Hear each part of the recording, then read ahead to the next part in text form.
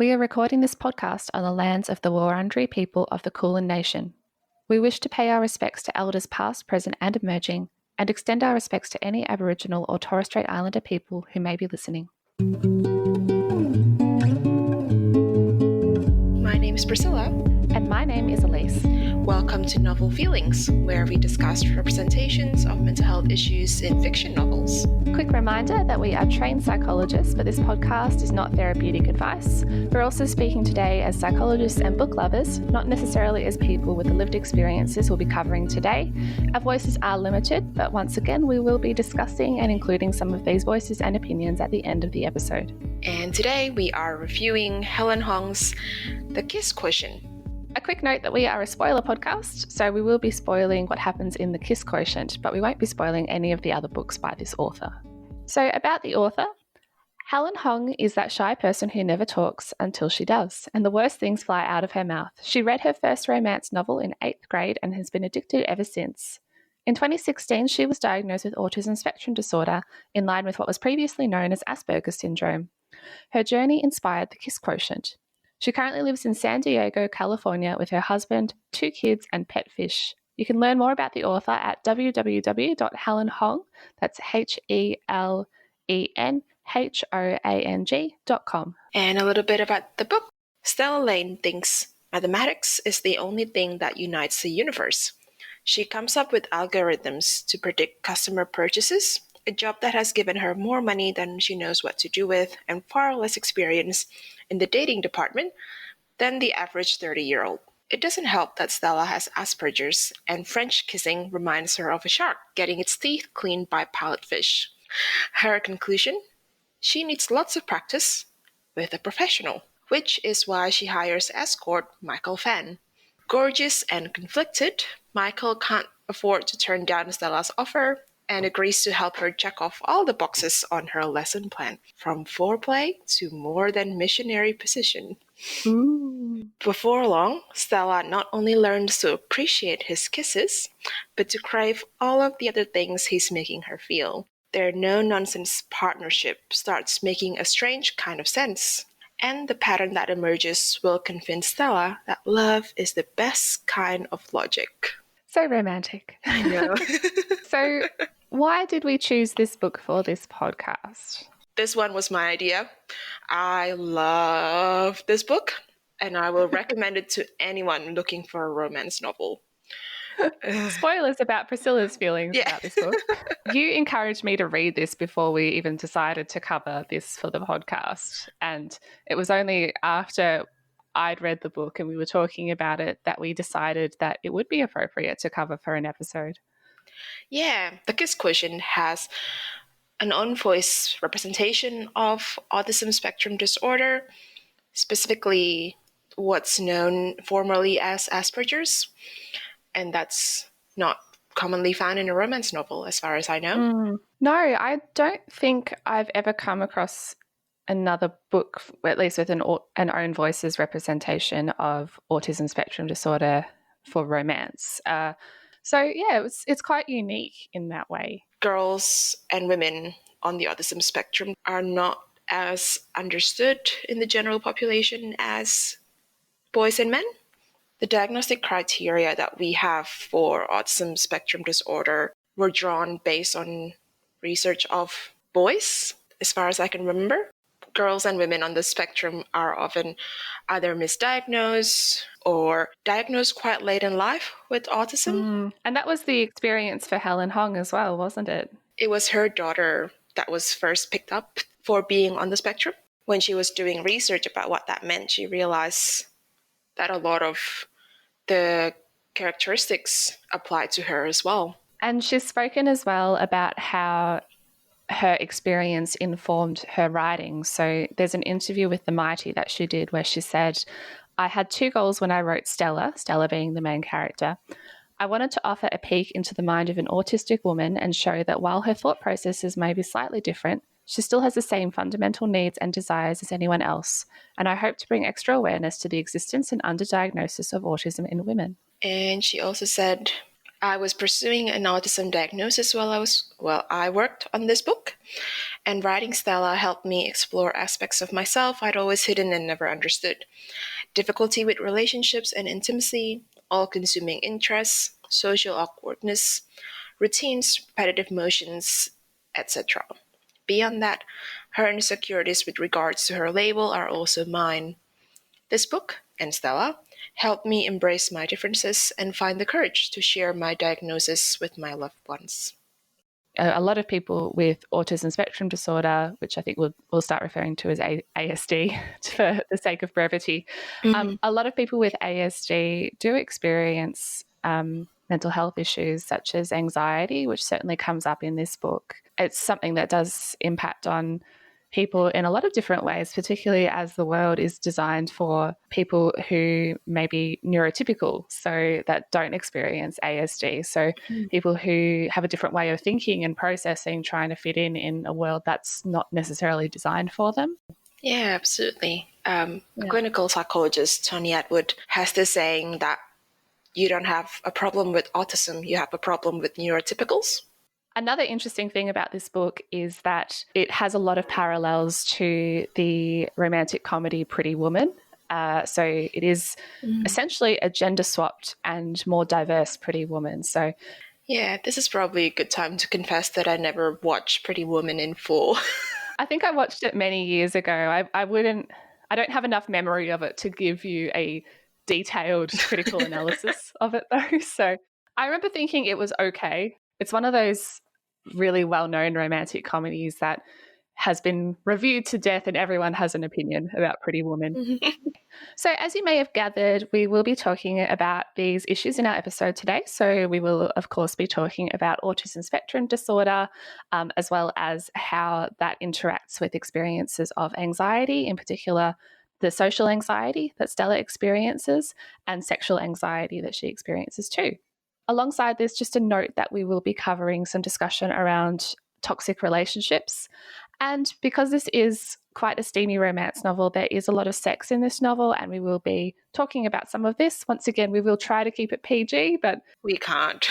There are a lot of sex scenes in this book, but there will also be some discussion around things like consent and, as we mentioned, sexual anxiety, so how that impacts on Stella in particular in the bedroom. Another thing to just briefly note is that there is a character in this book who is living with and being treated for cancer, so keeping in mind that there will be some discussions around that too.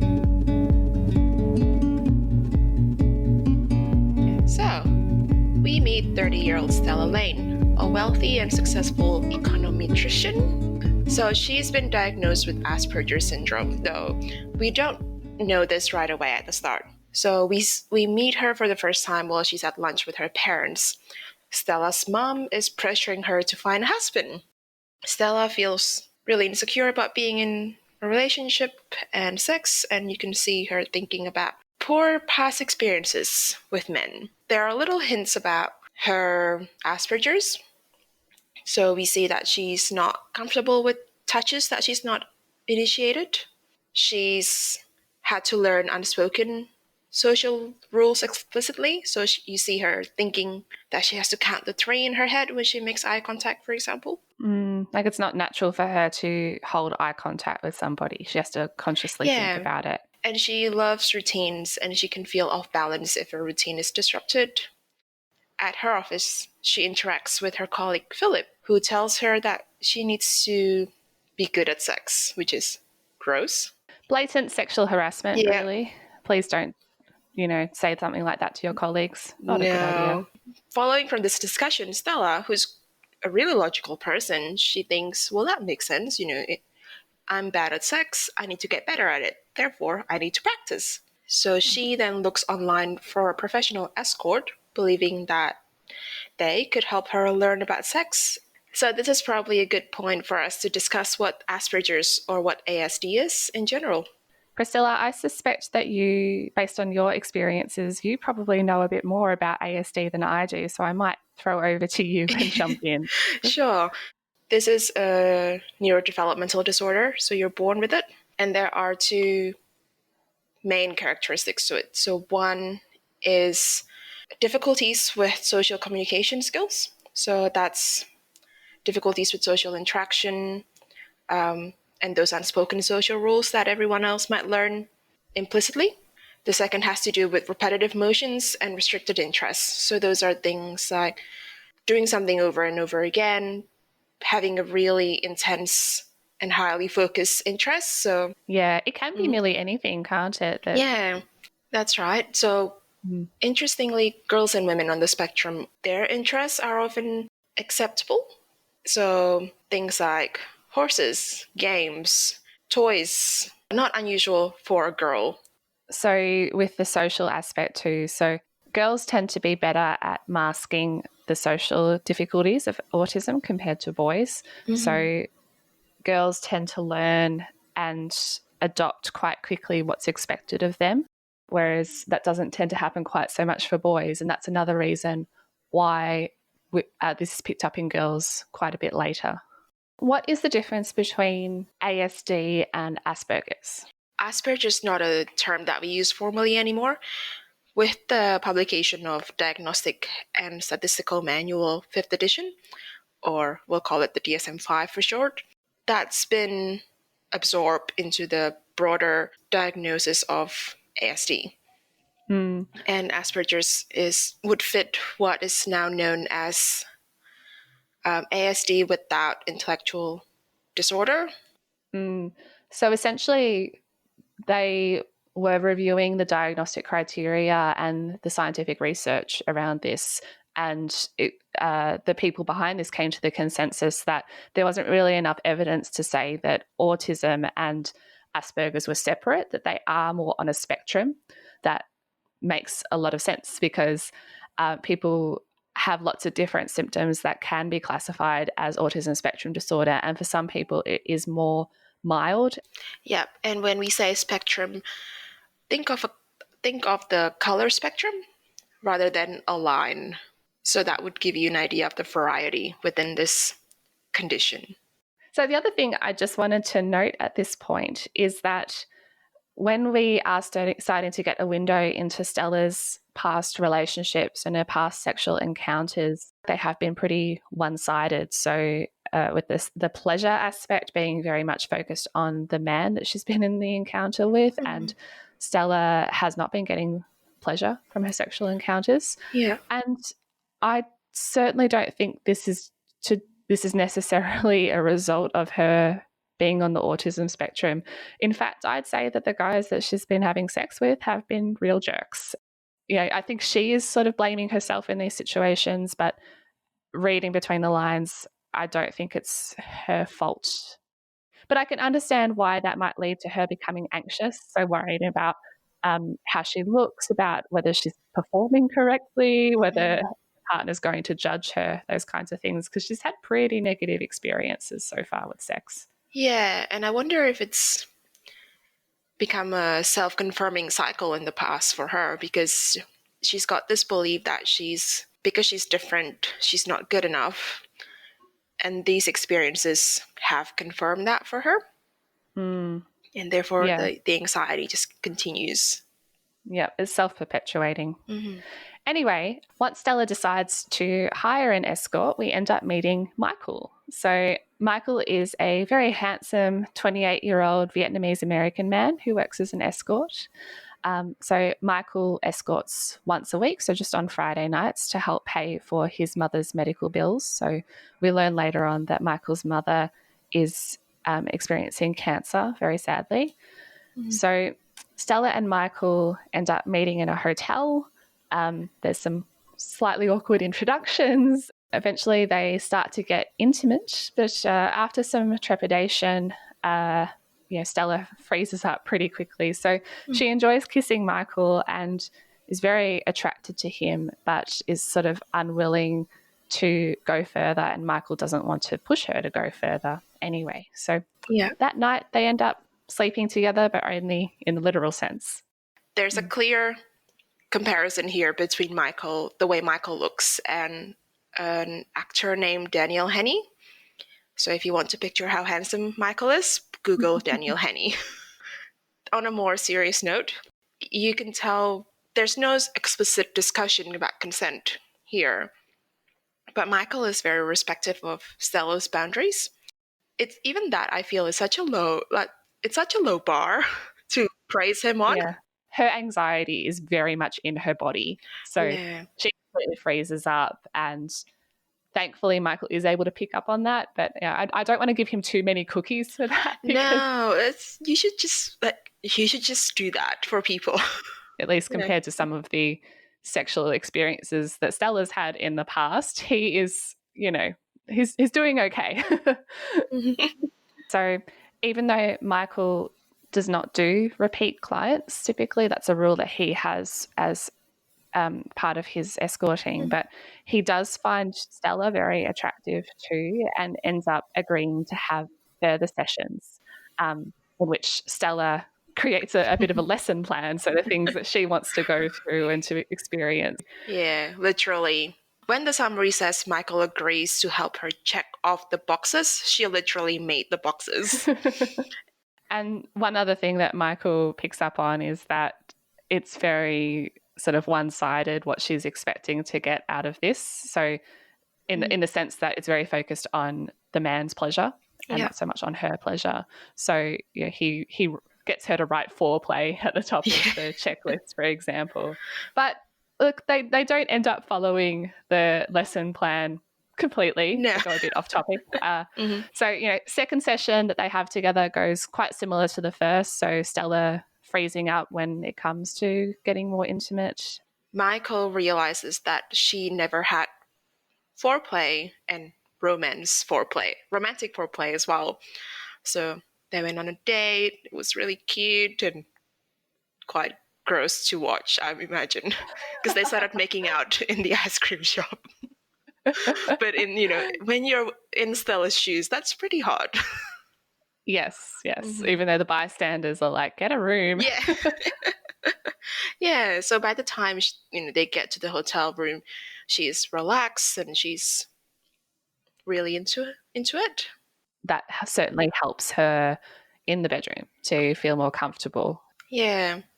So the second session goes a bit further, but Stella puts the brakes again once they got close to her having an orgasm because she wasn't comfortable with sharing that moment with someone else, which is when Michael found out and was horrified that the other men she's been with never bothered to look after her. And Stella struggles with that vulnerability as well. Yeah. And it's all new for her, and she panics. Their next date, Michael takes her out dancing at a club, thinking that will loosen her up. Yeah, no, maybe not. Yeah, yeah. To in his defense, he doesn't know about her sensitivities at this stage. No, of course not. So, for other clients, maybe that would be a good way to get them to loosen up and to feel more comfortable with him, but probably not appropriate for Stella. So she becomes quite overwhelmed in this environment. So I don't like clubs very much either. Me neither. But a lot of people with autism spectrum disorder are very sensitive to their environments. So things like noise and crowds and bright lights. So the sense of being overwhelmed in a sensory fashion. So this would have been a challenging situation, most likely for Stella, even if what happens at the club didn't happen.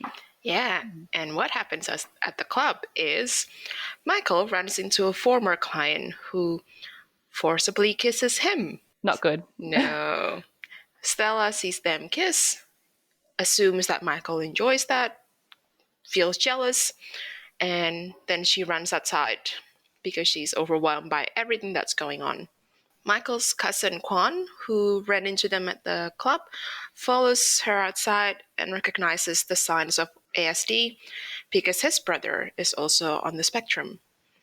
Stella confirms his suspicions, but Kwan doesn't tell Michael. And Stella, of course, hasn't told Michael as well. Yeah, and this is the first hint that we have that Stella is quite ashamed of her diagnosis.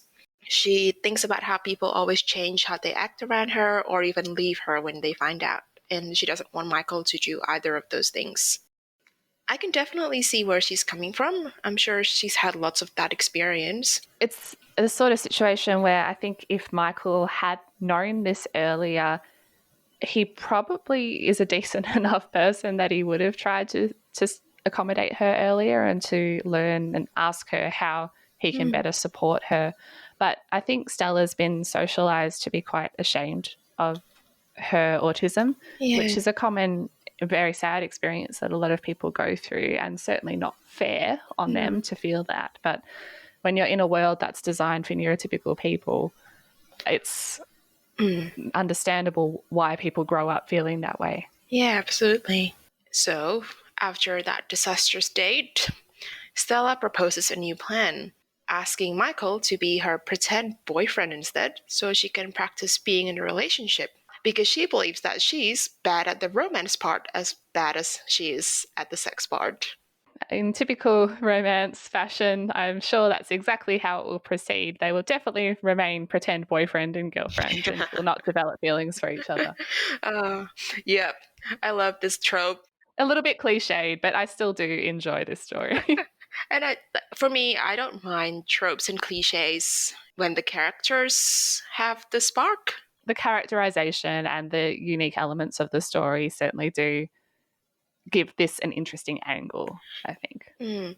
What I want to note is by this stage, we see that Stella is not the only one struggling with identity. So Michael's father left the family with a mountain of bills and legal issues, and Michael keeps thinking that he's just like his father, a selfish asshole, basically, and that he's a bad person on the inside and he doesn't deserve someone like Stella, he believes is someone who's good and kind and intelligent. Yeah, they're both struggling with this sort of I'm not good enough belief, which is really sad to see. Yeah. So over time, we do learn more and more about Michael's background as well. Stella visits a dry cleaner / tailor shop run by his mother, and she finds Michael there, quite by accident. Yeah, surprisingly. Stella recognizes that Michael is a talented designer based on his work there and wonders why he's not designing full time. Michael's mom invites Stella over for dinner because she thinks that they're dating for real. So at dinner, unfortunately, things don't go so well. So Stella comes into the house, which is quite noisy. There's a lot going on. Michael has quite a few siblings, so it's quite a raucous kind of house. She also accidentally insults Michael's mother. Stella also asks about Michael's father and, you know, in quite an abrupt sort of way, not realizing the family history there. And Michael's mother tells her that he left the family and becomes quite upset.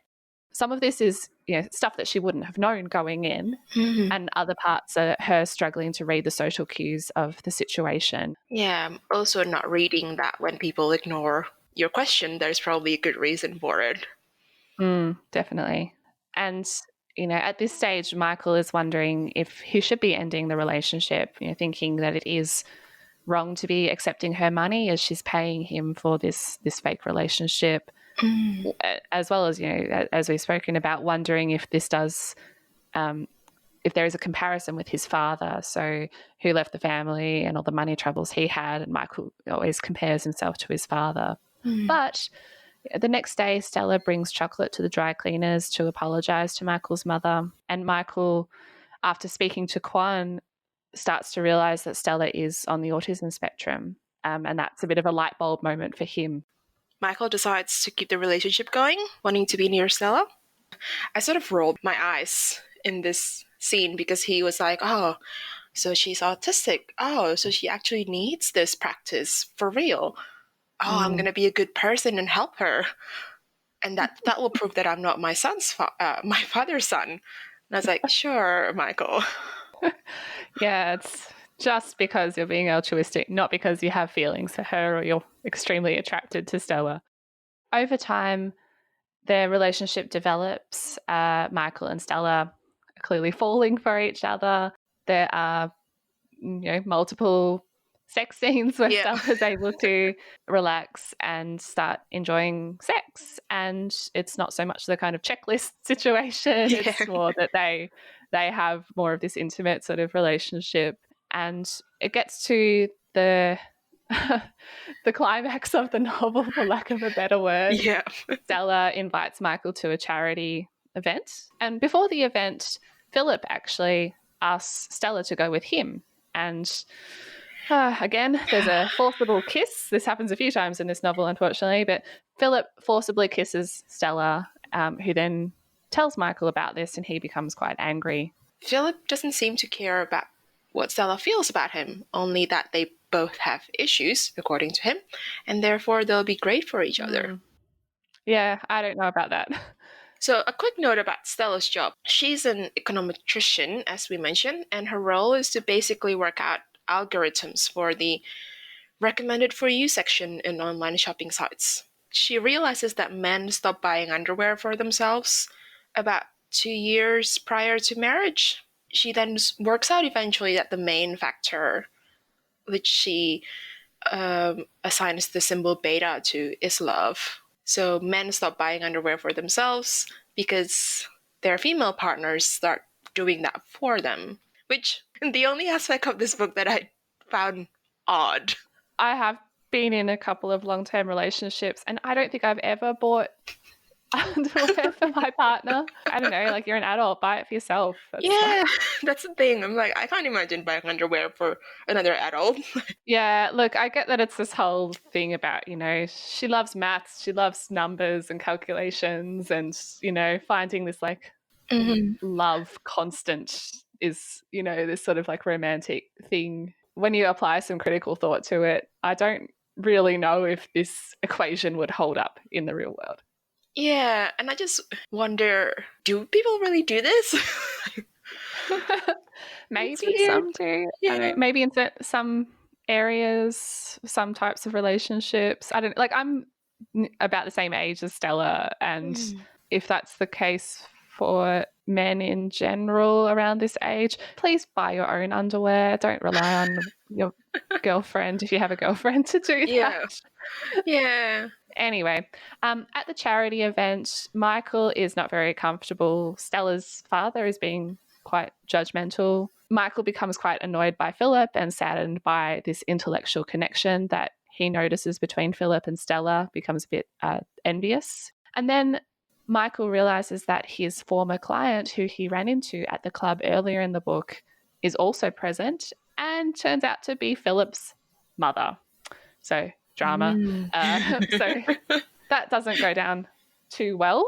I was sort of expecting a big like reveal in a public situation that Michael was a sex worker or something like that, but that doesn't happen. However, it still doesn't go well. So Michael ends up breaking up with Stella, believing again that he's not good enough for her. But it is a bit of a misunderstanding because both of them still care deeply for each other and sort of have a misinterpretation about why this breakup has happened.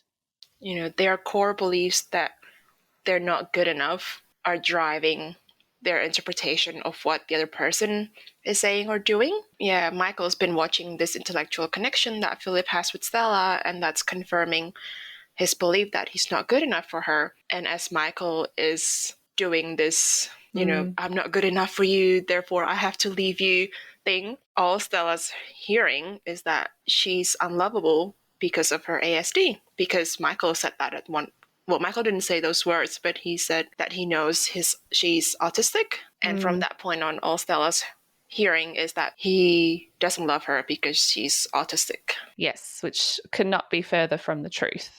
In any case, though, Michael and Stella are miserable, separated. Unfortunately, Stella decides that she wants to change herself and change her personality, blaming her autism for many things that have been going wrong, and sort of decides to put on this active front as somebody who's neurotypical.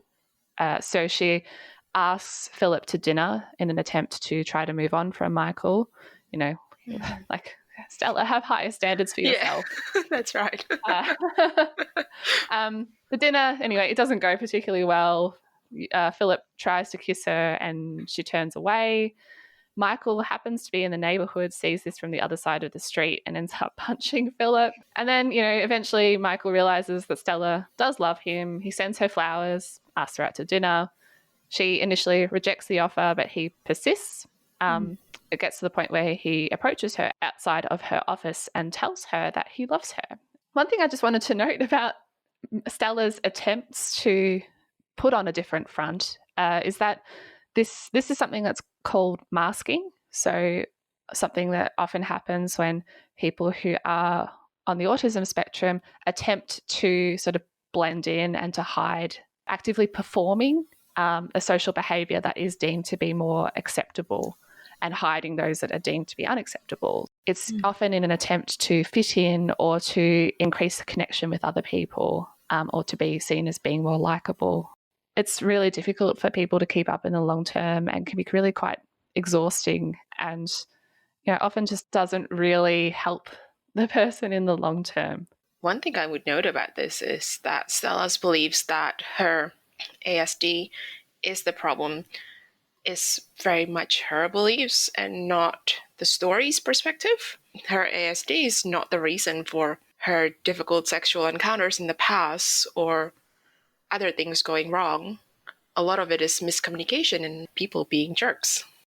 Yeah, definitely. And I feel that by the end of the novel, Stella starts to become more accepting of herself. So she drops the need eventually to continue this masking. I'm not saying she won't ever mask again or, count to 3 before dropping eye contact or that kind of thing. But compared to where she is at the start of the book, by the end of the book, she has been taken on a bit of a journey and realizes that it's okay to be autistic. It's just different. It's not bad. By the end of the story, they do become engaged. There is a happy ending. Yay. Michael's got a fashion line, is doing well. Stella's accepted a promotion at work. Stella wants to buy Michael a car, which he agrees to. It all kind of wraps up quite nicely. Personally, I'm not a big fan of short engagement times. 3 months later they're engaged. I just think it's not, doesn't necessarily translate that well into real life, although it is very romantic. It just made me think, that escalated quickly. Whereas I'm just like, shh, enjoy the happy ending. Just enjoy this, Elise. Stop criticizing. We're not in a romance novel for the realism, okay? We're here for the fantasy of it.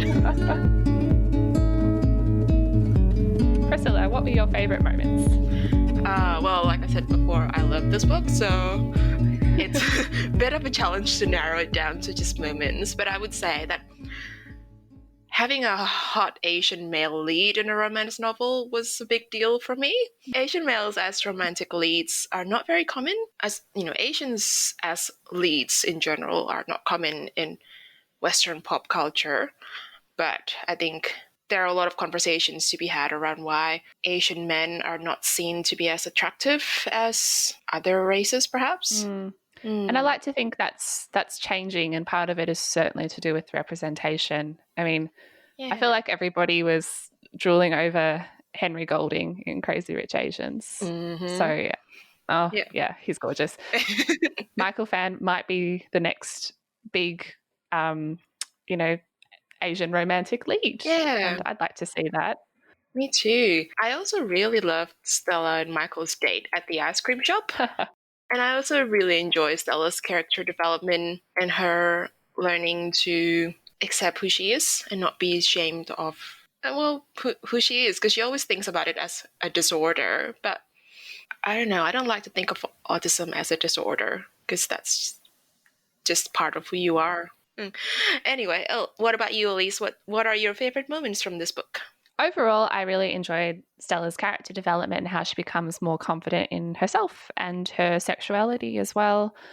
I guess in terms of actual moments, I really enjoyed the scene where Stella meets Michael's family for the first time. I thought that was handled really well. Like, there was quite a complex scene with a lot of different things going on, and you could understand each character's motivation very well, I thought. Yeah. And it wasn't a case of, any particular person being at fault. Though I will say, Michael should have prepared her better for how many people were in that house on that night. Even just like an introverted, like anyone who's sort of mildly introverted would probably struggle with that type of situation. What about your star rating? What would you rate this out of 5? I wonder, given how much I've said I love this book, I give it a 5 stars. I recognize that there are some scenes in there that are questionable. Like I said, Michael could have done things a bit differently at times, but it's still, I think overall, as a romance novel, this book really works for me. I would give this book 3.5 stars. An enjoyable romance. I did read it really quickly, so it was clearly a page turner in that sense. Yeah, I did find it overall quite an enjoyable read. A couple of things that I didn't like so much about the book. I guess I did find Michael at times to be a bit possessive, and I'm not a big fan of storylines where usually a male character is quite persistent, and that's sometimes seen as being romantic, and in real life I find that's not the case. Some of Michael's appeal is because the bar is set quite low. So yes, he's attractive, he's good at responding to Stella's emotional needs and her needs in bed, but I just found there were quite a few moments in there where I didn't really see him as being that desirable as a romantic lead. And I wish that a few of those moments had been, at least talked about a bit more, or maybe he'd been maybe reprimanded for some of those things, because I'm not saying that throws him out entirely as being a romantic lead, but there were just a couple of things where I thought, I don't think this is actually that romantic. Some people have also noted that sometimes they feel that Michael might be pressuring Stella into some of the acts. And I think it's a bit of a fine line between encouraging her to push herself and try something new and pushing her when she's not ready. I don't think it's a case of him not respecting her consent, but, sometimes it is tricky to get that right. And there were a few moments where I thought maybe it did sort of sneak into the not quite okay territory. But, I don't know. It's complicated in this sort of situation. One other thing that I didn't love is, similar to the original Pretty Woman, the idea of a wealthy client kind of saving somebody from sex work or escorting in this situation is a bit problematic, but I do appreciate that we get Michael's point of view, and the gender flip aspect of it is interesting and brings something quite unique to the story. But yeah, just a few aspects of it that did bring my star rating down a little bit. So if you're interested in learning more about the mental health issues that we've covered today, check out our website. In particular, we'll be including information and resources around autism spectrum disorder, including resources about ASD in girls and women. We'll also include information about getting support for social anxiety and other types of anxiety. If you like this book and are interested in reading something similar, Helen Hoang has written a second book called The Bride Test, which is Kai's story, and Kai is the other character in this book with ASD. The Hard Principle, which is Kwan's story, will be released in 2021. Another book that we would recommend if you liked aspects of this one is To All the Boys I've Loved Before and its sequels. So this is another book that features quite a cute sort of main couple, and also features the fake romance turns real storyline with a mixed race couple. And if you enjoy the practice relationship trope, Tessa Dare's A Week to Be Wicked follows the same storyline. It's a romance novel. Wonder what will happen. Will this fake relationship turn real? Who knows? Who knows? On our website, we will also be linking to a few reviews we found from people who have ASD who have read the book. So first of all, we'll link to Aria from Mama Autistic, who gave the book 5 out of 5. So Aria noted relating to a lot of Stella's experiences, including the relationship impacts. And Aria said, all in all, I thought it was great autistic representation. Stella was not a stereotype. Her entire personality was complex and varied. She's not just a list of deficits from the DSM. Her struggles with issues of internalized ableism and navigating the dating world, while also respecting her own needs, were very compelling. To contrast, Andrea from Love in Panels found the portrayal of autism to be too simplistic and one-dimensional, feeling that it lacked in depth. So, as Andrea said, I don't need the joy of seeing myself represented on a page if it comes at the price of a character that remains deeply ashamed to be the way I am. So I guess Andrea felt the book didn't go far enough to challenge the notion that there's nothing wrong with being autistic. And yeah, I guess this is interesting because some people with lived experience have found the book to be very compelling and very relatable, and others have not. So I'm not saying that there's a right and wrong, just a bit of a difference of opinion in some of the readers here. Mm-hmm. Also on our website, we'll be including an article from Marie Claire from the perspective of sex workers who have spoken about their opinions about the original Pretty Woman and how it's impacted how a lot of people see sex work and what they understand sex work to look like. So a lot of opinions have gone around over the last few years around this. So I just thought it was important to provide some of this context, considering the Kiss Quotient is a gender flip of Pretty Woman.